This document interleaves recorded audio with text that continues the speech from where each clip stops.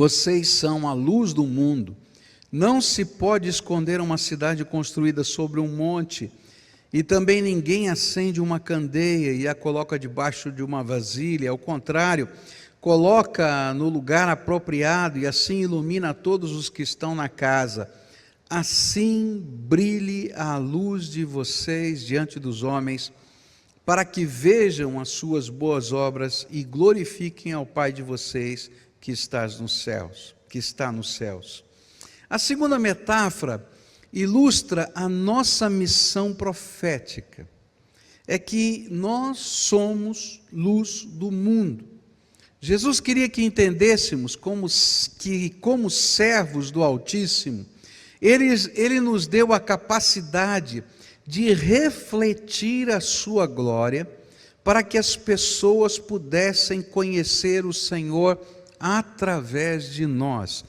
Essa é uma coisa tremenda. Você lembra lá no Velho Testamento, quando Moisés subiu lá no monte para receber as tábuas da lei, e ele, em comunhão com o Senhor, ele desceu daquela montanha, e ele trouxe as tábuas nas suas mãos, mas o que impressionou o povo não foi as tábuas, não foram as tábuas. O que impressionou o povo era o brilho no rosto de Moisés. A glória de Deus, de alguma maneira, se refletia no rosto de Moisés, e as pessoas estavam impressionadas, a tal ponto de pedirem para Moisés: Moisés, cobre o teu rosto, é esquisito demais olhar para a glória de Deus que está brilhando em você.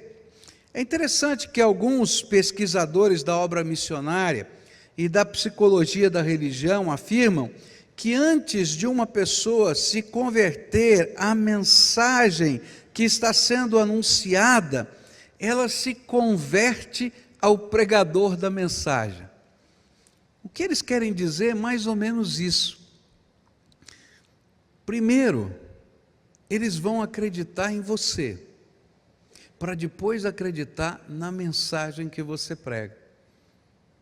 Se você é uma pessoa que não transmite a veracidade, a pessoa olha e diz assim: não parece verdadeiro, não parece sincero, não parece que essa pessoa de fato experimenta essa realidade. Pode ter certeza que essa mensagem não vai ser ouvida. Mas na medida em que a pessoa conhece você e começa a ver que esses valores são verdadeiros na sua vida, não que você é perfeito, que todo mundo sabe que você é pecador, mas que você é sincero, que você está buscando de fato a Deus, que coisas de Deus estão acontecendo na sua vida, que essa pessoa não sabe explicar tudo o que está acontecendo com você, ela fica impressionada com você e por causa de você com a mensagem. É disso que Jesus está falando, que nós refletimos a glória de Deus por onde passamos. As pessoas vão olhar e vão perceber que tem alguma coisa diferente, que as palavras, elas na verdade, elas estão testificando do que eles estão vendo na sua maneira de ser, de viver, de pensar, de agir e de falar. E esse é o brilho da glória de Deus na nossa vida, um dos aspectos do brilho da glória de Deus. Isso tem a ver com esse ensino do Senhor Jesus: vocês são a luz do mundo. Se as pessoas podem ver a luz de Jesus em nós, será muito mais fácil se converterem a Jesus. Mas se a mensagem for correta, mas ela não pode ser percebida na prática, na vida do pregador, se não há luz nele, então será mais difícil crer nesta mensagem. Por isso Jesus faz algumas advertências quanto a esta expressão da nossa missão profética. Primeira advertência: não tentem esconder a luz. Diz para quem está pertinho de você: não tenta esconder a luz. Não tenta esconder a luz. Diz assim: não se pode esconder uma cidade construída sobre um monte, e também ninguém acende uma candeia e a coloca debaixo de uma vasilha. Aqui também há duas nuances dessa verdade. Quando você é luz, ou seja, quando você de fato revela a glória de Deus, então será impossível ser um agente secreto. Não dá. Você não vai conseguir ser um agente secreto da fé, porque todas as pessoas perceberão que você tem o brilho de Jesus nas palavras, nas ações e nos sentimentos. Por isso, não tente esconder, não é, o teu brilho na presença dos homens. Na verdade, até aqueles que estão longe de você serão guiados pela sua luz que se projeta. E essa é uma coisa interessante, não é? Quando a gente está meio perdido, não é? E a gente vê um referencial de luzes lá à noite, distante, a gente vai na direção da luz. Eu não estou sendo iluminado ainda, mas aquela luz se torna um referencial. E o que Jesus está dizendo é que não dá para esconder uma cidade que está em cima da montanha.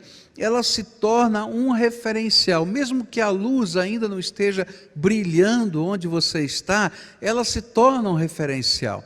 E é isso que acontece conosco. Se você vive esse brilho da luz do Senhor Jesus, mesmo as pessoas que não te conhecem tão profundamente, mesmo as pessoas que não estão sendo iluminadas de alguma maneira, vão admirar, por exemplo, a sua família.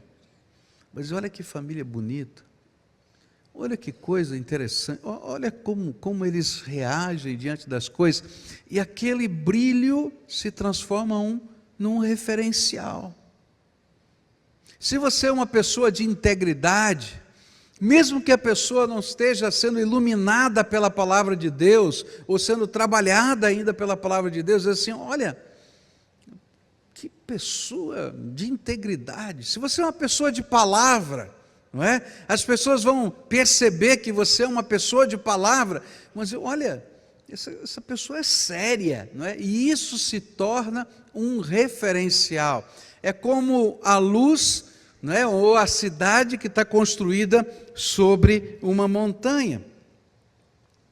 E as pessoas vão percebendo isso na nossa vida, no nosso jeito de ser.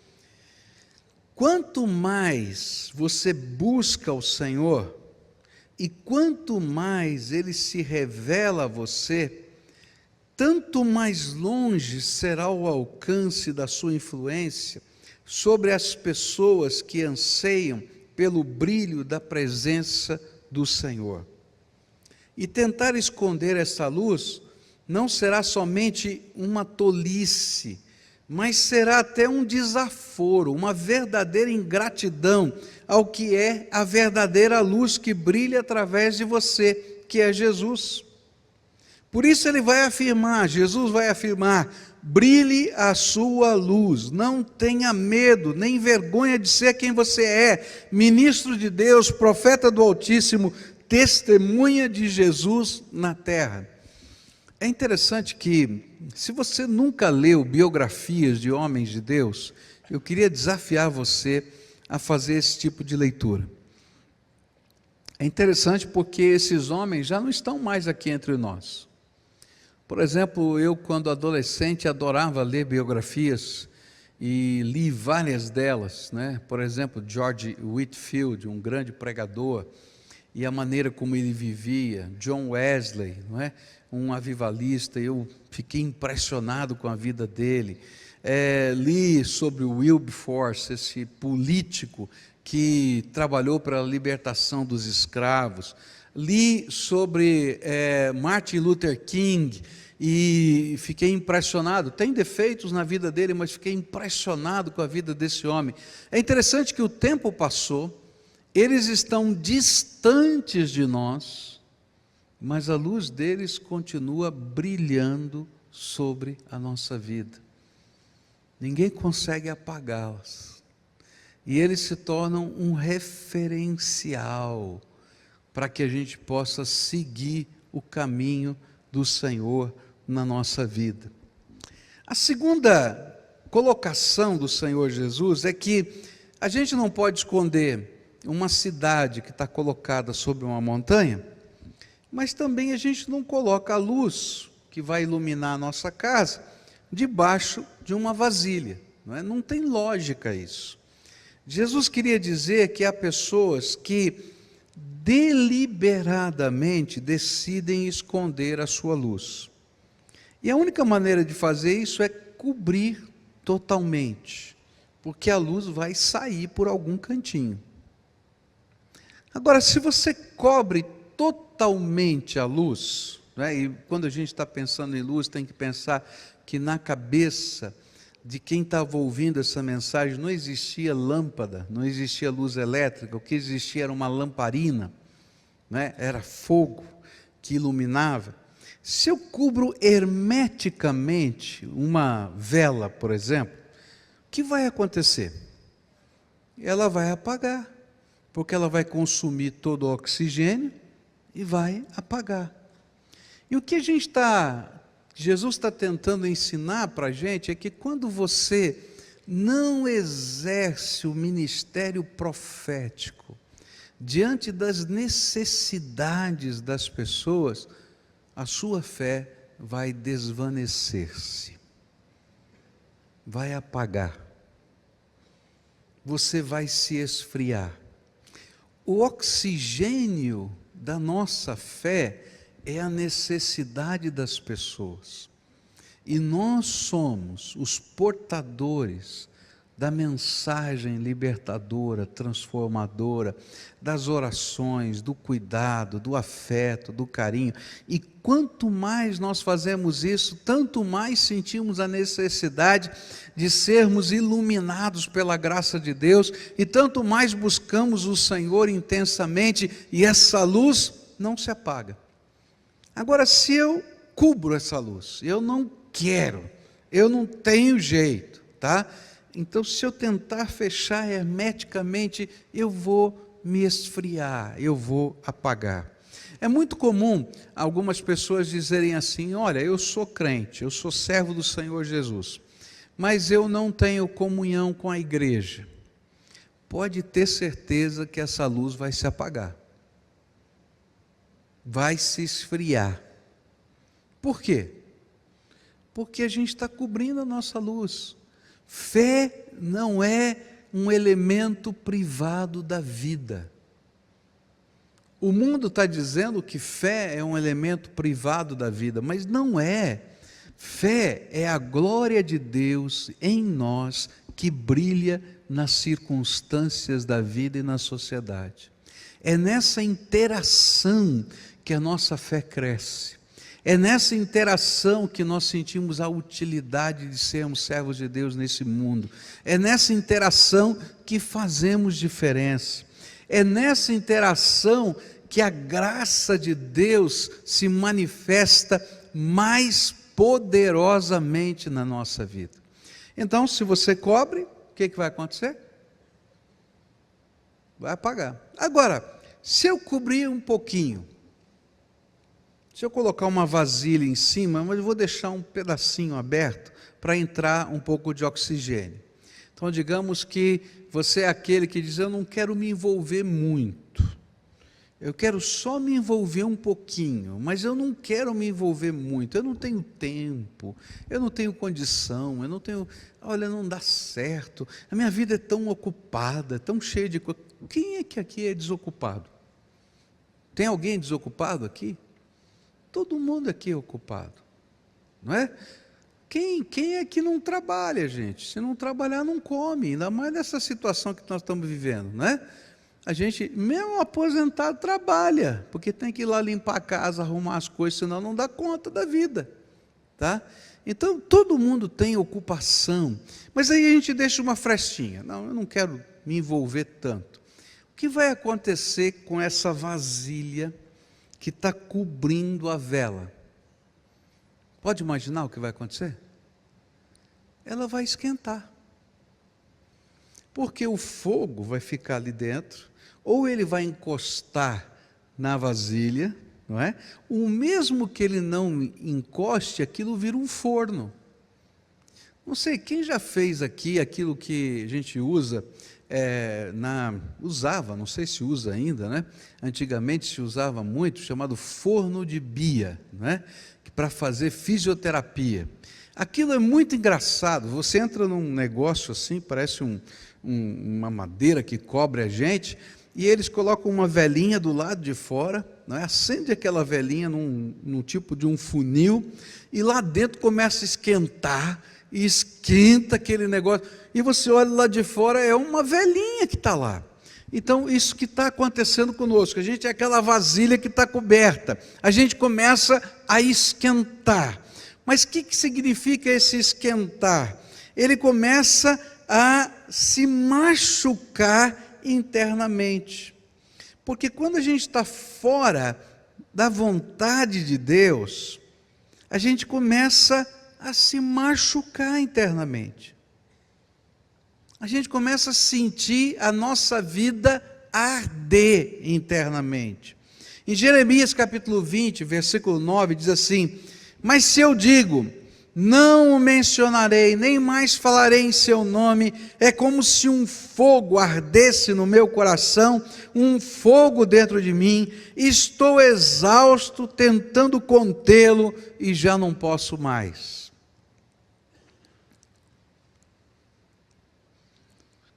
Jeremias disse: não aguento mais ser profeta, esse negócio de ser profeta não dá certo.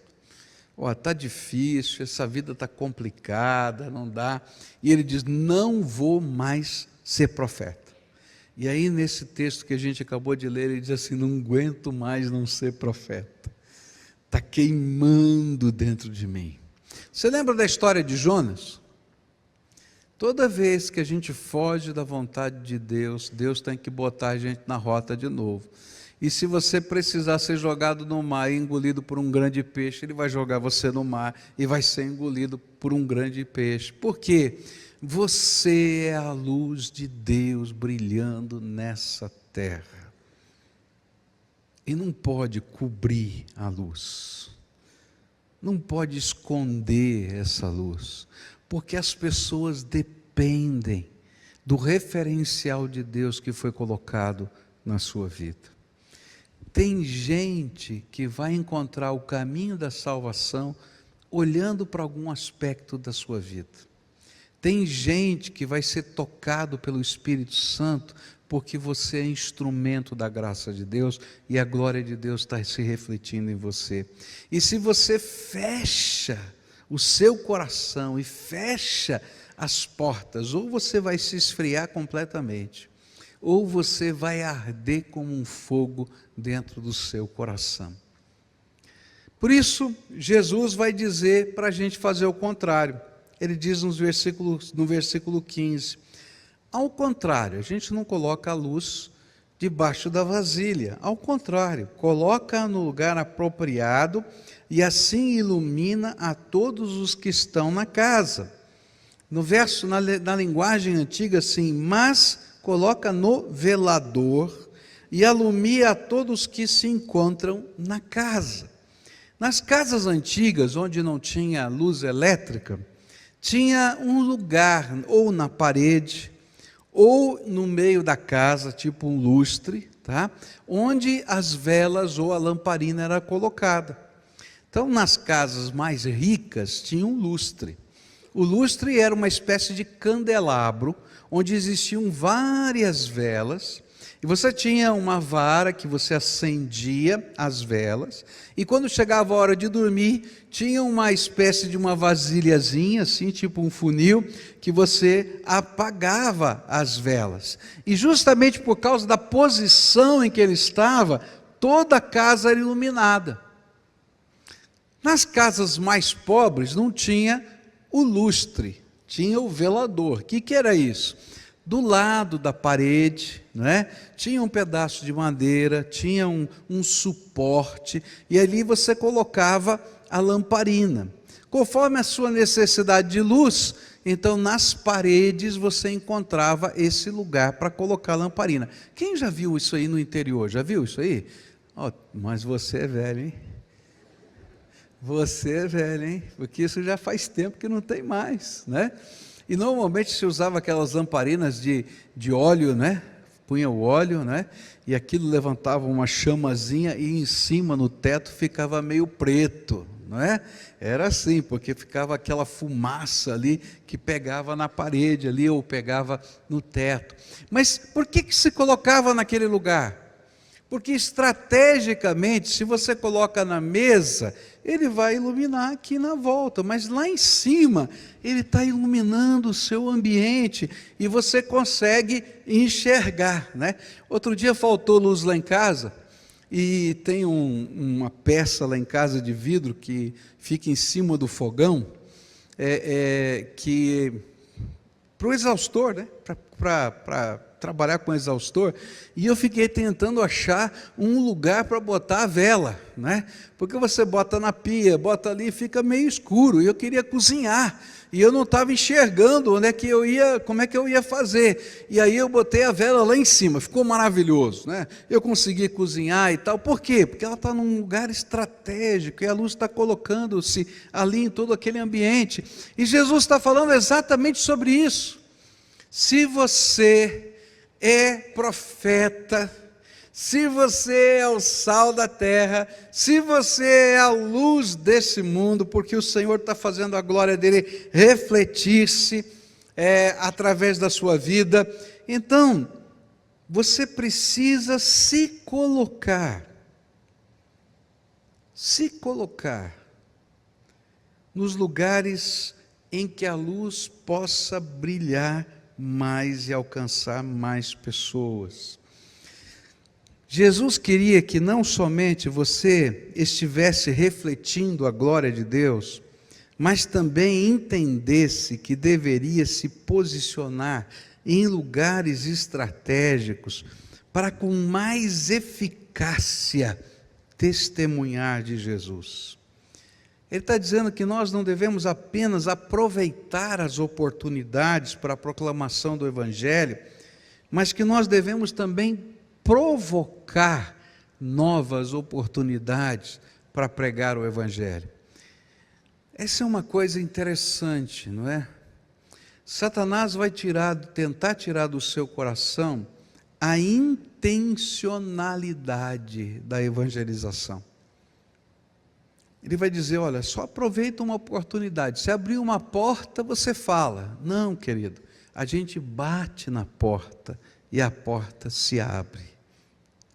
A gente precisa entender que a luz se coloca num lugar estratégico, para que a palavra de Deus possa alcançar o coração. Então, não apenas aproveite as oportunidades que Deus vai proporcionar na vida das pessoas, mas gere novas oportunidades. Trabalhe na vida de alguém. Por exemplo, você tem alguém que você gostaria que se convertesse, que você conhece, que é seu amigo, que é da sua família? Você tem orado por essa pessoa? Aleluia. Tem alguns que nem oram. Mas o que você tem feito para intencionalmente abençoar essa vida com a luz do Evangelho?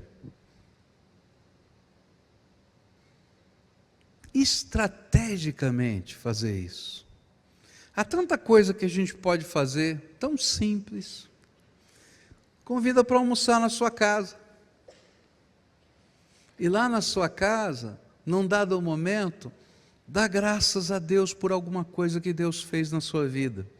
É interessante que esse era um jeito do Velho Testamento. No Velho Testamento, quando alguém tinha um motivo de louvor a Deus, de ação de graças, tá? O que ele fazia? Ninguém podia louvar a Deus sozinho. Ele tinha que fazer um sacrifício, não é? Então ele ia para o templo, lá no alpendre do templo, ele levava pessoas convidadas, seus amigos, seus familiares. Esse animalzinho, ele era assado como um churrasco no altar.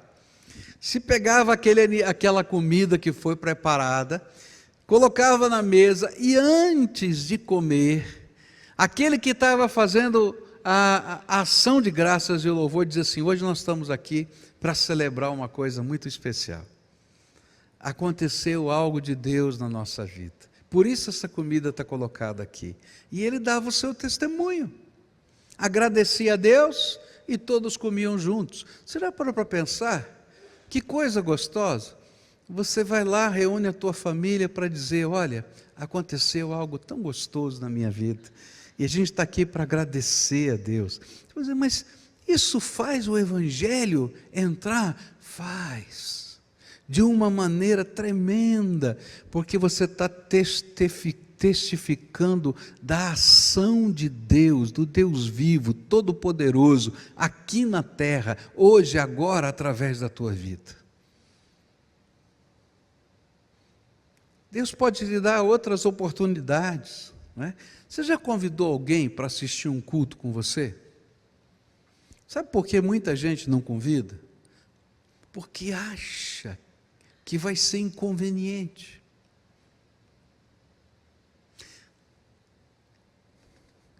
Agora, qual é a maior inconveniência? Um convite amistoso, carinhoso, ou aquele dia, quando todo mundo vai se deparar diante do justo juiz, e aqueles que não têm Jesus como Senhor e Salvador da sua vida, serão lançados por toda a eternidade no lago de fogo e enxofre, que é a segunda morte, diz a Bíblia. Às vezes nós lidamos com a fé como se ela fosse um clube de futebol. Um torce para um, outro torce para outro. Se é isso que você acredita, você está no lugar errado. Agora, se você crê que Jesus é a salvação eterna, você tem que fazer alguma coisa. Você imagina se houvesse uma doença contagiosa e mortal, qualquer que seja ela, e você tem guardado na sua casa o único remédio que cura, e tivesse gente do seu lado morrendo dessa doença, e você está com aquele remédio guardado na gaveta, você acha que Deus não pediria contas para você do remédio guardado na gaveta? É isso que a Bíblia está ensinando para a gente, que Ele vai pedir contas da luz que Ele lançou sobre nós. É isso que Ele falou quando Ele falou do sal. O sal que perdeu o seu propósito não presta para mais nada. Você tem uma bênção de Deus para levar para alguém. Você tem algo da graça do Todo-Poderoso para dividir com alguém. Você não pode ficar com isso guardado, você tem que repartir isso amorosamente. Amorosamente. Por isso, a gente não apenas aproveita as oportunidades que surgem, mas nós provocamos as oportunidades para a glória de Deus. E Jesus termina com o verso 16, ele diz assim: assim brilhe a luz de vocês diante dos homens, para que vejam as suas boas obras e glorifiquem o Pai de vocês que está nos céus. Jesus conclui com uma ordem: brilhe diante dos homens com a luz que eu te dei. E Jesus relaciona este brilho com ações práticas. Brilhar a luz não é uma espiritualidade etérea, mas é uma espiritualidade encarnada, que tem forma, expressão, data, lugar. São palavras proféticas, mas são também atos proféticos. Quando nos tornamos de maneira concreta a boca do Senhor, os pés do Senhor, as mãos do Senhor, os olhos do Senhor, agindo nesta terra. E o resultado prático disto é que Deus é glorificado. E este é o fim último de tudo quanto vivemos e tudo quanto fazemos. Isaías 43:7 diz assim: todo que é chamado pelo meu nome, a quem criei, para minha glória, a quem formei, diz, criei para minha glória, a quem formei. 1 Coríntios 10:31 diz assim: assim quer vocês comam, bebam ou façam qualquer outra coisa, façam tudo para a glória de Deus. Você é luz desse mundo. Você é o sal dessa terra. E Deus o colocou estrategicamente em algum lugar para fazer diferença. Fazer diferença na sua casa, fazer diferença no seu trabalho, fazer diferença com pessoas amigas, fazer diferença no lugar em que você mora. Deus te colocou estrategicamente ali. Não esconda a sua luz. Ao contrário, brilhe a glória do Todo-Poderoso que está em você. Esse é um ensino do Senhor Jesus. Por quê? Porque você é o profeta de Deus hoje. Deus quer usar a tua vida para a glória dele. Esse é o ensino de Jesus. Nós vivemos num mundo hedonista, que quer só desfrutar. E nós queremos desfrutar a bênção de Deus. Eu quero e você também quer. Eu quero a bênção de Deus. Você não quer a bênção de Deus? Mas o Senhor está dizendo que Ele fez de nós bênção para esse mundo. Vocês são os abençoados abençoadores.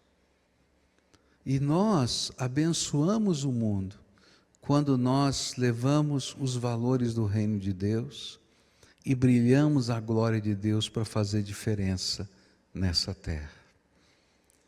Às vezes não é um trabalho agradável, a gente vai ser criticado, vai ser, quem sabe, ridicularizado. Nós já falamos sobre isso quando falamos da perseguição, mas nem por isso a gente para de brilhar a glória de Deus. E a gente brilha a glória de Deus, essa luz que Deus colocou em nós, com ações práticas e com palavras, com gestos de amor que demonstram o cuidado do Senhor Jesus, mas também com palavras que apontam para a salvação eterna que só Jesus pode dar. Eu creio que Deus colocou na sua vida alguém que Ele quer salvar. Parou para pensar nisso? E é muito interessante porque Deus nos responsabiliza por essas pessoas. Se tem uma coisa que me impressiona, é como Deus fala no Velho Testamento sobre os pastores e profetas.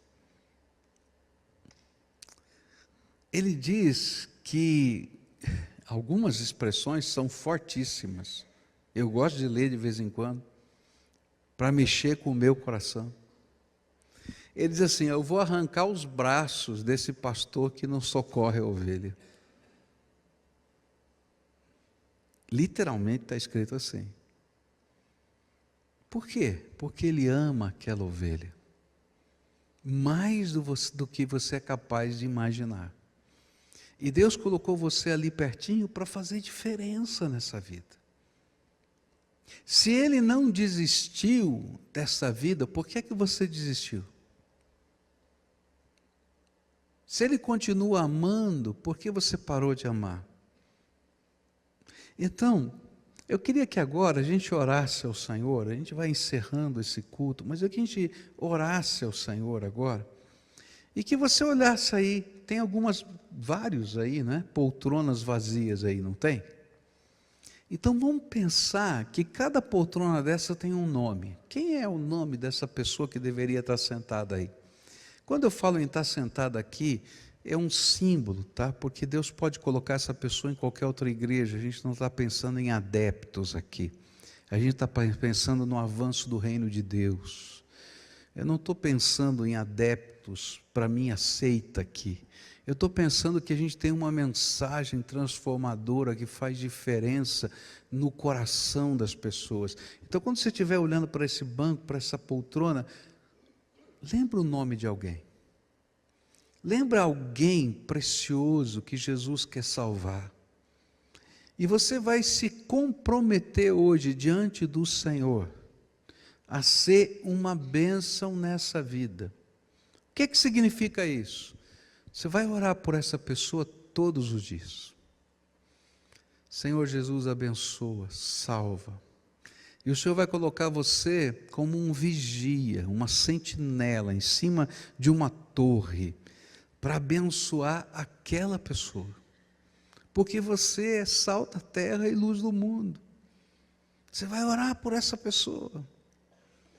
E você vai pensar em oportunidades criativas para abençoar essa pessoa. E você vai pedir autoridade e poder do Espírito Santo para que a mensagem da luz brilhe nesse coração. Você concorda com isso? Então agora, curva a tua fronte, enquanto uma música é tocada aqui, você vai orar por essas pessoas. E nós vamos crer no poder salvador de Jesus. E você vai se comprometer com Deus. Fala com Ele. Intercede. Luta essa batalha de oração, de fé, de envolvimento. Se você faz parte de uma célula, quem sabe esse seja o melhor lugar para você, num dia festivo da célula, um churrasco, um lanche, convidar essa pessoa para estar junto com você, porque vai ser um culto de ação de graças. Intercede ao Senhor agora. Se você já intercedeu, agora fica de pé, e a gente vai orar juntos aqui, tá? Fica de pé agora. Povo de Deus, você é profeta de Deus nessa terra. Não guarda a luz dentro de você, brilha a tua luz. Vamos orar juntos?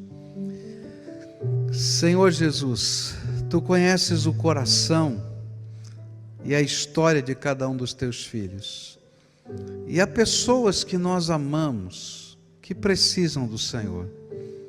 Alguns são tão próximos de nós, alguns são filhos, maridos, esposas, pais, irmãos na carne.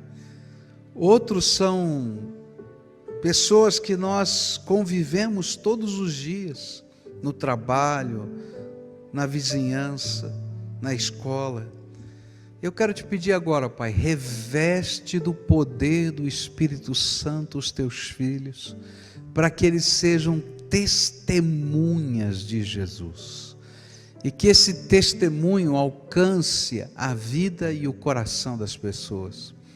Ó Pai, eles têm uma mensagem a ensinar, mas eu quero te pedir que essa mensagem seja autenticada, comprovada, pelos sinais, milagres do Senhor na vida dessas pessoas. Eles estão orando por elas. Então, Senhor, ouve a oração e marca a vida dessas pessoas com os teus sinais, prodígios e milagres, de tal maneira que o brilho da glória de Deus seja tão intenso que eles tenham que cair com a boca no pó e dizer: Jesus Cristo é o Senhor. Salva, Senhor, cura, Senhor, transforma, Senhor, faz diferença nessa terra. É aquilo que oramos no nome de Jesus. Amém e amém. Esse é um hino muito antigo, alguns talvez não conhecem. Quantos conhecem esse hino aqui? Ah, tem alguns, vamos ensinar para eles? Esse é um hino lá, ó, tirei do baú, tá?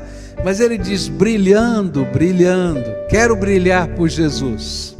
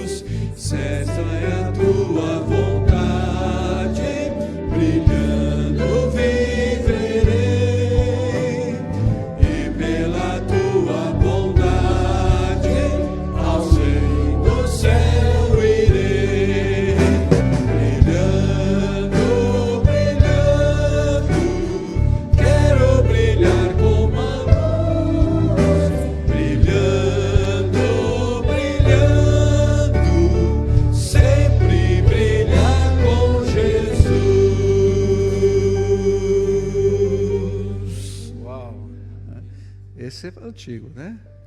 Aprendeu? É facinho, não é?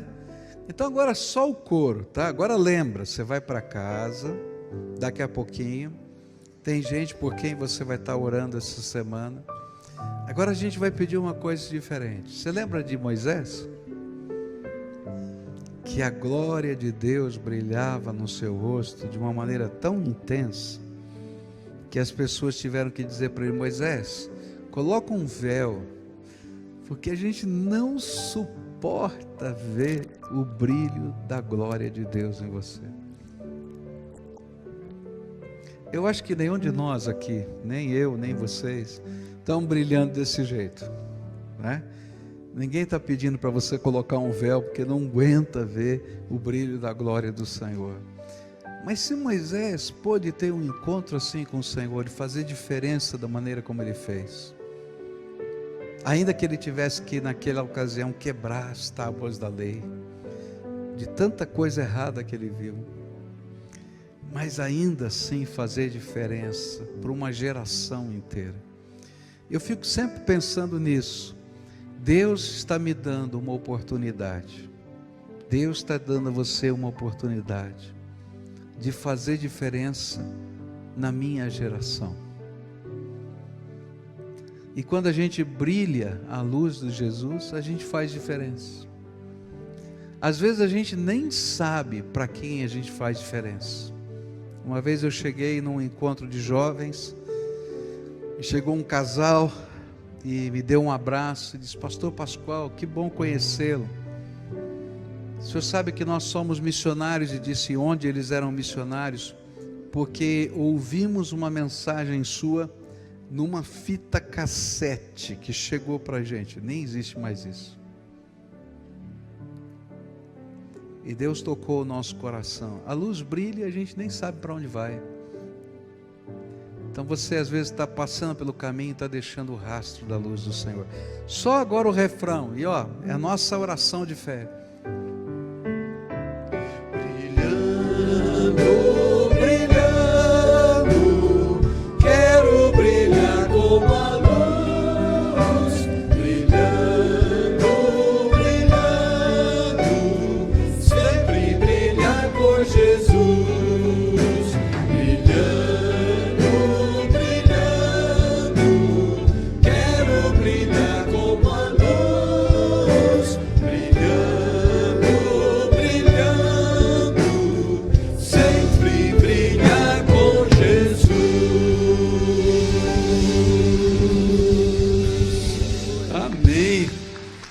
Sempre brilhar com Jesus, amém? Vamos orar juntos, queridos, e agradecemos por essa manhã tão preciosa, né? E que essa palavra do Senhor continue fazendo a diferença aqui assim que você sair daqui, e que esse desejo de ser essa candeia, ser sal, ser luz, não fique aqui. Aqui é mais fácil, né? Mas que a gente saia daqui com esse sentimento no coração de continuar fazendo essa diferença, por onde Deus nos levar a partir desse momento, amém? Vamos orar assim. Pai querido, muito obrigado pela presença preciosa do Senhor aqui. Não é tão difícil a gente ser sensível à voz do Teu Espírito, é só a gente abrir o nosso coração e abrir os nossos ouvidos, estarmos atentos à palavra que o Senhor traz para cada um de nós. E com certeza, através da voz do Teu Espírito Santo, nós somos hoje mais uma vez desafiados a impactarmos a nossa geração, a fazermos a diferença nesse tempo. Nos ajuda, Pai, e nos conduza em paz. Que cada povo Seu que está aqui, aqueles que estão conosco, assistindo pela internet, pela TV, celebrando ao Senhor conosco também, e que também foram envolvidos e impactados pela Sua palavra, que todos nós possamos em todo o tempo sermos sal, sermos luz, fazermos a diferença. Que a graça do Senhor, que a misericórdia do Senhor, que a consolação do Espírito Santo esteja sobre cada um de nós. É aquilo que oramos juntos, em nome de Jesus. Amém, Senhor. Amém, amém. Diz então para quem está pertinho aí, querido, você precisa ser luz. Diz aí. Você precisa ser luz, continuar brilhando aí. Vai na graça do Senhor Jesus, que o seu dia, a sua semana seja uma semana de bênção. Amém.